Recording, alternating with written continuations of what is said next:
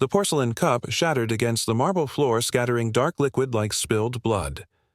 Omar Darzi did not glance down at the mess. His gaze fixed instead on the child beside it. "Filth," he said, each syllable sharp. "Useless trash." He shoved the cleaning rag into Amara Wynn's small hands, ordering her to kneel. The girl bent silently, shoulders trembling. His jeweled fingers clamped around her wrist rings, cutting into fragile skin until a red mark rose. Selina Wynn rushed forward, voice breaking as she begged for mercy. Omar swept her aside with one contemptuous motion as though swatting dust. In the corner, a tall man in faded gray overalls gripped the handle of his mop. He said nothing. No one noticed him. Yet inside Harlan Veyron's chest, the strike of anger was heavy, deep, impossible to silence. The night stretched heavy over the empty corridors, the hum of fluorescent lights the only witness. Selina Wynn dragged her broom across the tiled floor, her grip trembling from hours of labor. 12 years in the same building, 12 years with no one remembering her name. To them, she was only a shape that appeared after dark, the one who erased their mess before morning arrived. Older workers sometimes mocked her, their voices carrying the sting of resignation, a whole life, and still just sweeping floors. Selina lowered her head, each word slicing at the fragile armor she had built against shame. Nearby, Amara watched, her gaze weighted with both tenderness and quiet grief. She longed to step in, but silence was the rule her mother lived by. In the corner, unnoticed, Harlan Veyron lingered with his mop, hearing every word. Their bitterness settled into him like a stone, pressing deeper than any insult directed at himself. Later, in a dim storage room, Amara curled into the shadowed corner with a phone whose glass was fractured like a spider's web. One earbud hung broken, yet a voice in Arabic still spilled faintly into the air. The girl repeated each phrase, her young tone, bright but uncannily precise. Selina frowned, weary from work. "Why waste your time? People like us cannot change anything." Amara's eyes lifted dark and steady. "I'm not learning for myself. I'm learning to hear what they don't want us to hear." The words hung between them, heavier than the silence that followed. Selina felt the sting of fear, unable to decide whether her daughter's hunger for knowledge was a gift or a curse. Beyond the half-open door, Harlan paused mid-step, struck by the gravity in a child's voice. It carried not only defiance but a clarity that even adults around him rarely possessed. One evening, the security guard sat slumped at his desk, papers scattered before him. The forms were written in English too dense for his weary mind. His sigh carried defeat, the sound of a man who had lived too long on the margins. Amara stepped closer, her thin fingers sliding the documents toward her. She read swiftly, translating into Somali with careful cadence. The guard's eyes widened, then softened, wet with gratitude. A child, this small, knowing so much, he whispered, voice-breaking. Selina stood nearby, her face averted, unable to bear the collision of shame and pride swelling in her chest. Harlan watched from across the hall, the lines of his face unreadable. But behind the quiet mask he felt an almost electric certainty. This girl was more than overlooked potential. She was proof that brilliance could be born in silence, waiting for a single moment to reveal its light. The storage room reeked of bleach, its air heavy and stale.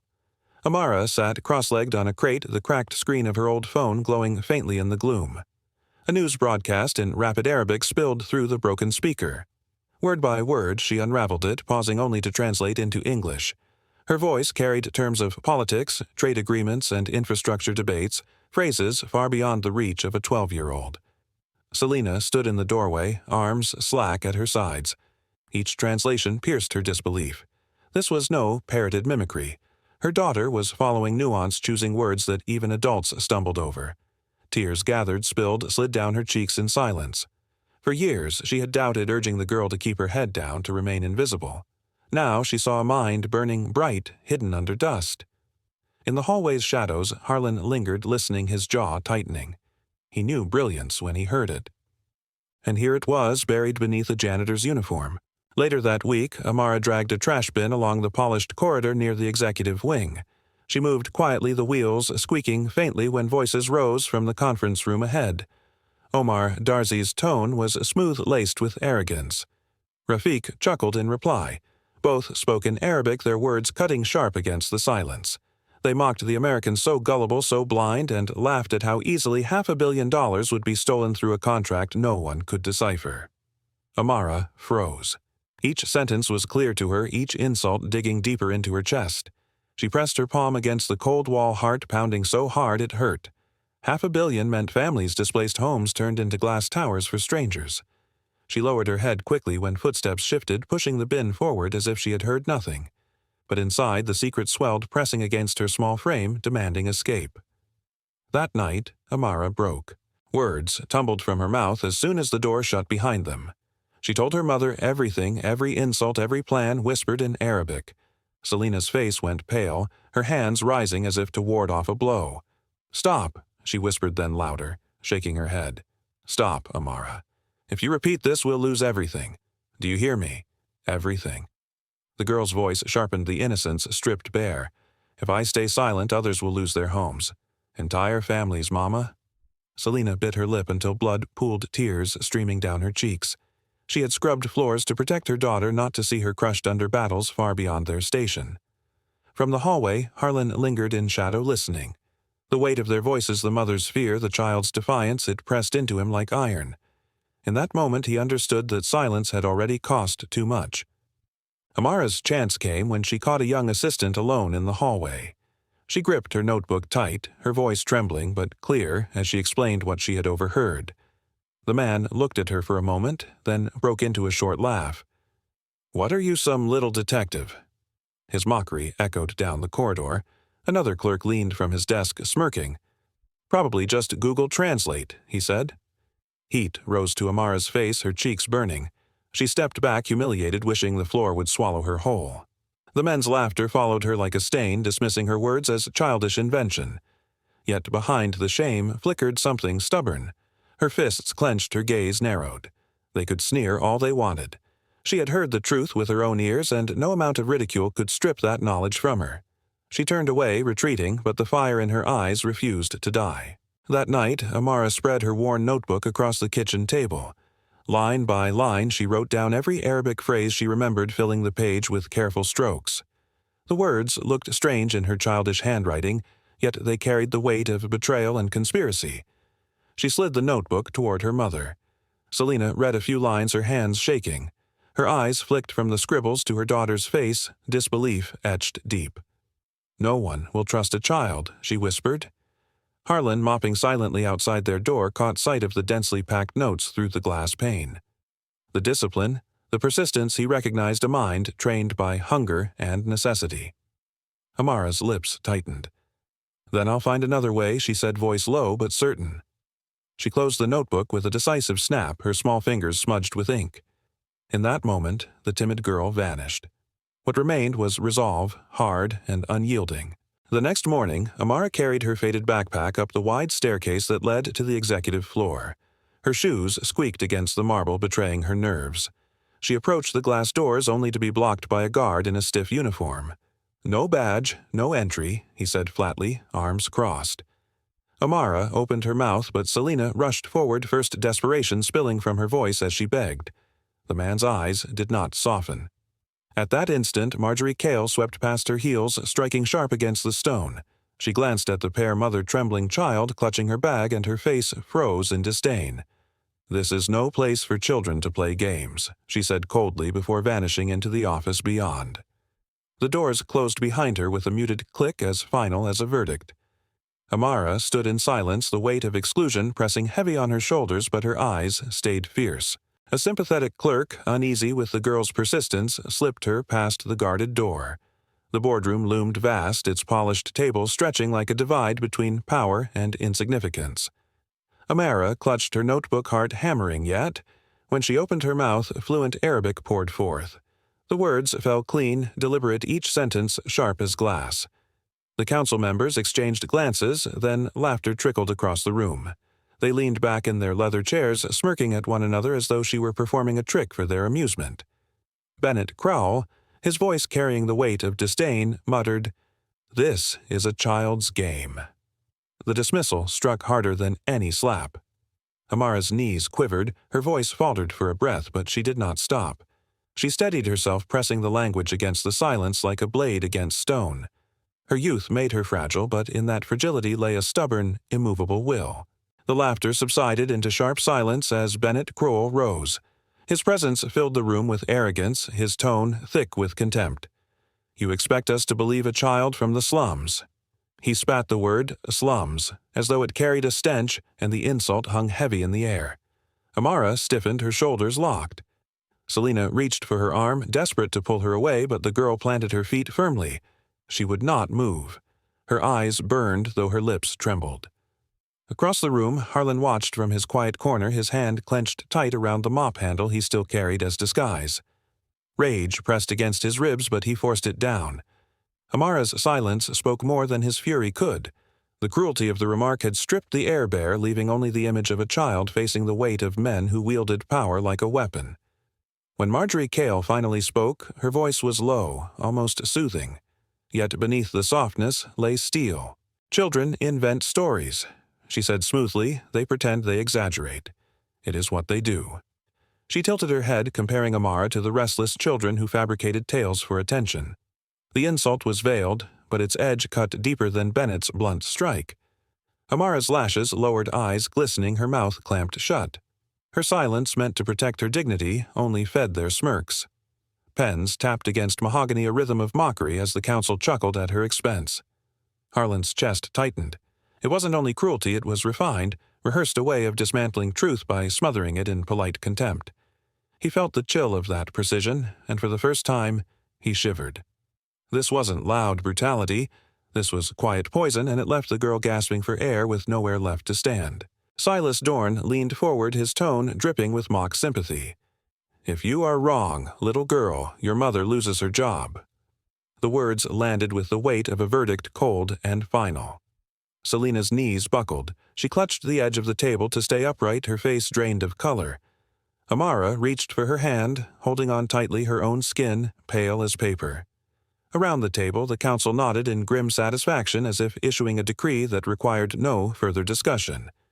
The message was clear: speak and risk everything. Stay silent and live with shame. Harlan, silent in his disguise, felt the words burn into him. He watched Amara's trembling lips, Selina's collapsing frame, and the smug certainty on Silas's face. The stakes had shifted.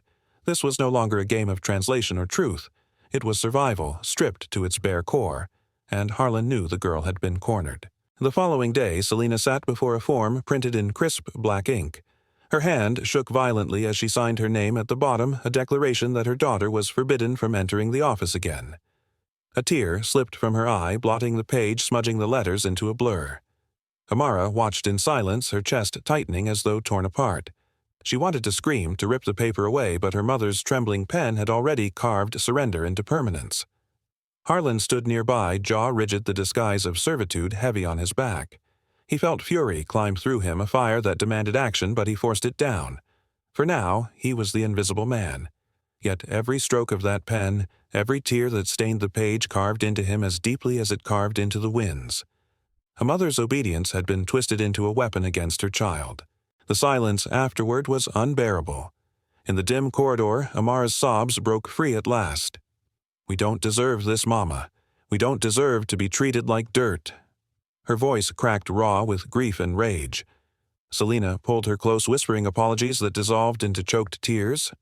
She held her daughter tightly, as though her arms could shield her from the cruelty of the world. Harlan stood at a distance, vision blurred, his chest aching. He had seen ruthless deals, endless ambition, but never had it felt so hollow, so inhuman as in that moment. The air was thick, suffocating with the weight of humiliation pressed upon innocence. It was more than a child's despair. It was a mirror forcing him to see the company he had built stripped bare of compassion. And in the stifling quiet, he realized something undeniable. The rot had reached its core, and it was his burden to face. Harlan found her alone, crouched in a corner with her notebook pressed against her knees.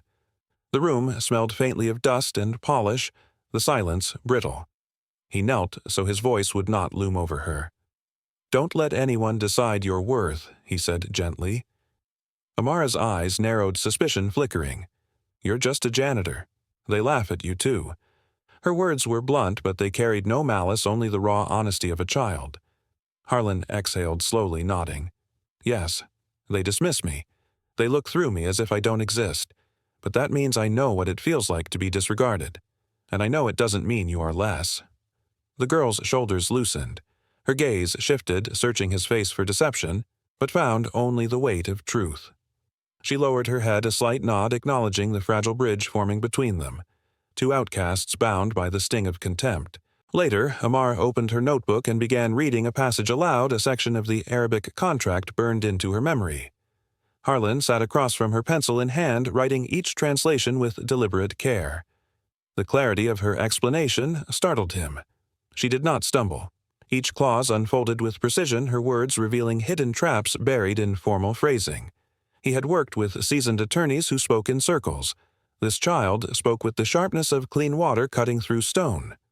When she finished, silence stretched between them. Harlan studied his notes, then looked at the girl, seeing not a child, but an instrument of truth sharpened by necessity. She rubbed her eyes, tired but unbowed. He realized then she was the key, the single piece no one had expected. A quiet vow formed in his chest. Whatever it cost him, he would keep her safe. The company's survival now rested in her small hands. As she closed her notebook, Amara's voice dropped to a whisper. They spoke of someone else, someone inside the company, a traitor helping them. The words froze Harlan. His grip tightened on the pencil until the wood threatened to snap. Inside, he pressed eyes, searching hers. Amara repeated the Arabic phrases. She had overheard her pronunciation exact, her tone stripped of hesitation. The sentences were unmistakable, a promise of help from a paid insider, a safeguard if the plan began to crumble. The weight of it settled heavily in the room. Harlan's mind raced, sifting through faces he trusted, colleagues he had built empires with. The possibility that one of them had already been bought hollowed him out. Amara watched him, small fingers clenched into fists. She had delivered the truth, and the truth was poison. In that moment, both understood the danger was not only across the table, it was within their own walls. Harlan moved with quiet calculation. He arranged the details of the upcoming signing seating charts, documents the flow of the meeting, every step a mask for his real intention. Amara would be in that room. To the council and to Omar, she would appear as nothing more than the cleaner's daughter sitting silently in a corner. Selina pleaded, voice raw with fear. She is only a child. If they notice, if they suspect, her words dissolved. Amara met her gaze with unflinching certainty. If I stay silent, they will win. The conviction in her tone stilled the room. Harlan studied her, seeing a courage that shamed the weakness of men twice her age. He nodded, once slow but firm. The plan was dangerous, reckless, even yet it was the only chance left. Beneath the surface of polished preparation, a clock had begun to tick. The final confrontation was no longer a question, but an inevitability. The boardroom blazed with light, the long table polished to a mirror shine. Power gathered in that room like a storm about to break. Omar Darzi entered, first clad in a black suit, cut to perfection, his smile carved with arrogance. Rafiq followed, arms full of a thick contract, the weight of paper that promised theft disguised as partnership. The council members already sat in place, their expressions stiff, their eyes dismissive as they flicked toward Selina and the small figure at her side. Amara clutched her worn backpack, appearing to shrink against the wall. No one saw the fire hidden behind her stillness. In the far corner, Harlan pushed his cart into position, a ghost among executives, unnoticed but watchful. The air carried the metallic taste of tension.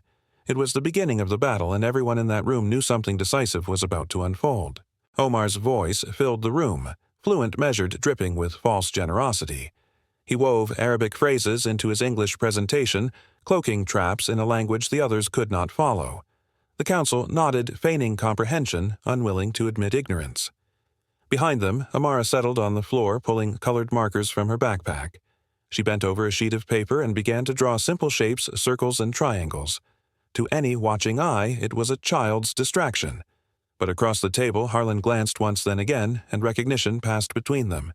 Each mark was a code, a circle for a lie, a triangle for hidden danger. Amara never looked up, never faltered, her small hand moving steadily. Omar's smile widened as he spoke, convinced of his own superiority. Yet in the silent dialogue between girl and janitor, his performance was already being dismantled piece by piece. The real negotiation had begun unseen. The council shifted uneasily, suspicion creeping into their eyes. Bennett Crowell narrowed his gaze at Harlan, lips curling. How does the janitor know this much? The words sliced through the room. Marjorie Kale stiffened, her patience frayed. Get him out, she ordered coldly, her voice sharp with authority. Harlan blinked with feigned confusion, letting the insult wash over him, his disguise intact. He reached for his card as though preparing to leave, though his eyes never left Amara. The girl bent lower, hair falling across her face, her pen moving swiftly across the page. She never looked up, as if the storm around her did not exist. Yet every stroke carried meaning, each mark guiding the fight inch by inch. The council's contempt deepened, but their doubts were no longer contained. The janitor was becoming more than invisible. He was becoming dangerous, and Amara's silence was the engine behind it all. Omar's smile faltered. He studied Harlan from across the table, suspicion tightening his jaw. Lowering his voice, he leaned toward Rafik, speaking in Arabic words meant to slip beneath notice. "The penalty clause, 200 million will break them." Amara's hand froze. For a breath, no color touched the paper. Then she drew a jagged red mark across her page, bold, unmissable. Harlan saw it and seized the moment. "You just mentioned a $200 million penalty, didn't you?" His tone was almost offhand, but the room snapped to attention. Chairs creaked, eyes darted. Omar stiffened, rage flashing across his face before he smoothed it into composure. "You must be mistaken," he murmured. But the silence in the room had shifted. The executives no longer laughed. For the first time they leaned forward, their confidence fractured. The secret had cracked open, and the weight of it pressed hard against the walls. The battle had only just begun.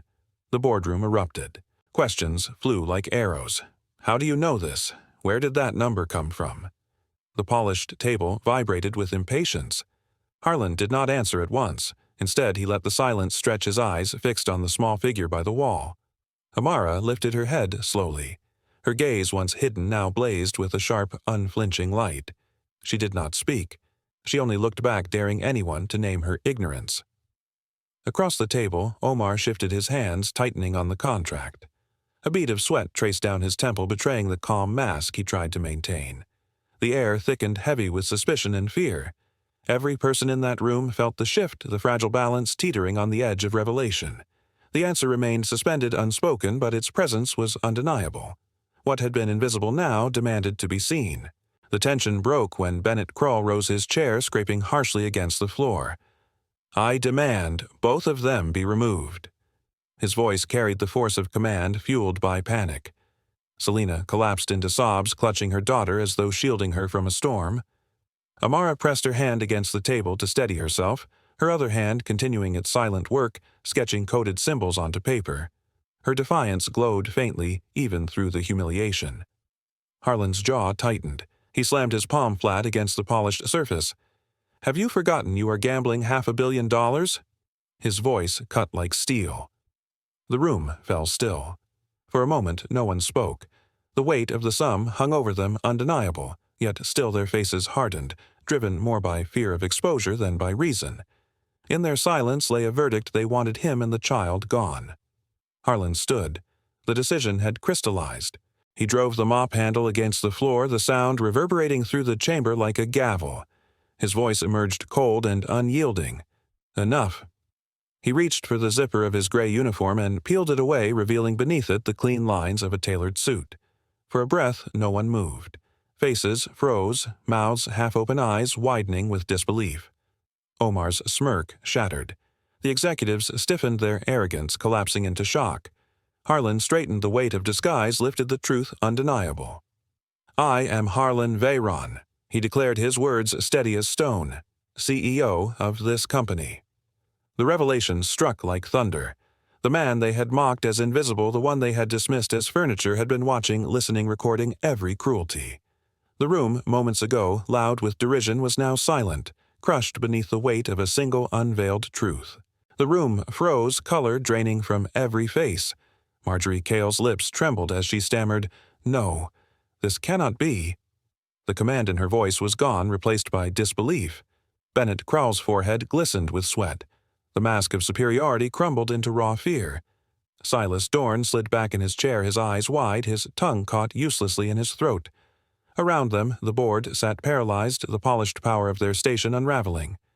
At the edge of the room, Amara lifted her chin toward Harlan, and for the first time a small smile curved her lips. It was a smile of recognition, of quiet vindication.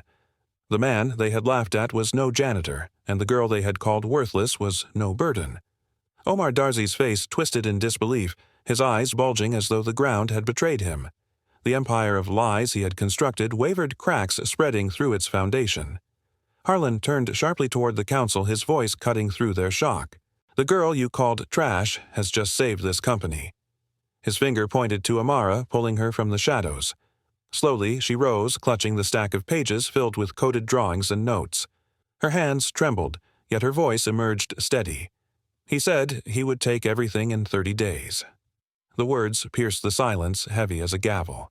Gasps broke from the executive's whispers, flooding the room like rising water. Bennett's face tightened. Marjorie covered her mouth. Omar's composure cracked, his skin pale, his jaw working soundlessly as he searched for denial. The certainty in Amara's tone left no room for escape. For the first time, she stood not as a child begging to be heard, but as the one who held the truth. The council's eyes turned toward her, the balance of power shifting irrevocably. Omar's mask collapsed into fury. He slammed his palm against the table, the sound thunderous. In rapid Arabic, he shouted, "There is a spy among us." His voice shook with rage, but before his echo faded, Amara lifted her head. She spoke in perfect Arabic, her tone calm, cutting each word with precision. "I heard everything." The declaration fell like a blade across the chamber. Silence followed, thick and unbearable. Executives sat motionless, their disbelief suffocated by the undeniable clarity of her speech. Omar staggered back a step as if struck. He had underestimated a child, and now she had stolen the weapon he thought was his alone language. Each word she spoke tore through his authority, exposing him before the very people he sought to deceive. His breath caught, his certainty faltered, and for the first time, fear entered his eyes. The empire of arrogance was crumbling under a child's voice. Amara's voice did not shake. She faced Omar, her small hands clenched at her sides. "You called me trash. You called my mother a monkey." Gasps rippled through the room, but she pressed on. "While you laughed, I listened, and I remembered." She lifted her sleeve, revealing the faint red marks left by the heavy rings that had dug into her wrist.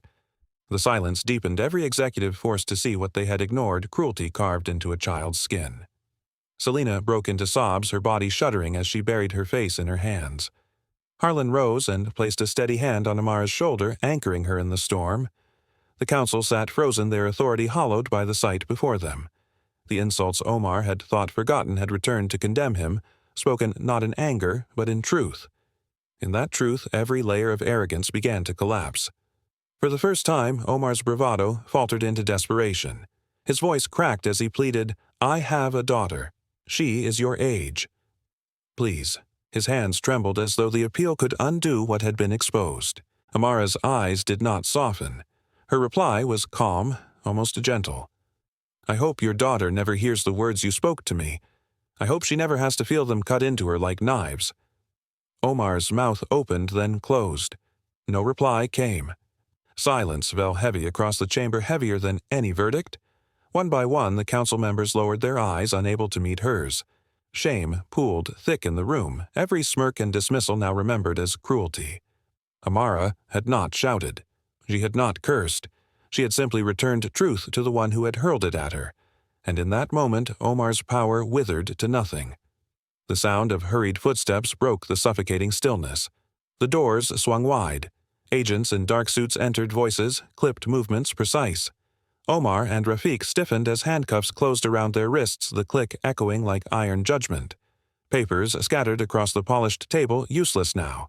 Cameras outside the building had already begun to flash. Headlines would race across the city within the hour. The company saved from the fraud of the century. Executives sat stunned, their power briefly meaningless in the face of law and exposure. Selina staggered toward her daughter and pulled her into her arms, her body trembling with relief. Amara buried her face in her mother's chest, eyes still sharp with memory but soft with exhaustion. Harlan exhaled, the fury in his chest finally giving way. Justice had arrived, swift and unyielding. What began as mockery of a child had ended in the downfall of empires. The power that once weighed heavy in the boardroom bent under the weight of a child's truth. One by one, the council members faced her. Marjorie Cale's voice quivered, her eyes bright with unshed tears. "I was wrong," she whispered, the sharpness gone. Bennett Crow cleared his throat, rough and uneven. "I am ashamed," he admitted, the words falling heavy, stripped of pride. Silas Dorn could not speak at all. He simply bowed his head, his silence louder than any excuse. Around the table, their fine suits and polished titles seemed small, stripped of the armor they once believed untouchable. And before them stood Amara, silent, her face calm. She gave no speech, no demand. She only nodded a quiet acknowledgment that said more than any words could. The mighty had lowered themselves, and the balance of dignity had shifted forever. Harlan stepped forward, his voice steady, carrying a new weight. From this day, he declared, the Hidden Voices Foundation will be born. He explained its purpose to uncover and nurture the brilliance of children dismissed by the world, those told they were worthless. Murmurs swelled into approval as the vision sank in.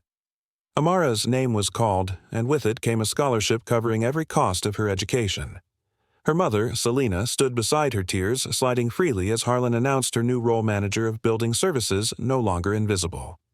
The applause grew, rolling across the chamber, striking against walls that had once echoed with derision. In that sound was released a recognition that from cruelty had come transformation. Amara clutched her notebook tighter, her eyes lowered, but inside her chest the spark of belief burned stronger. The moment of vindication had arrived, not as vengeance but as renewal.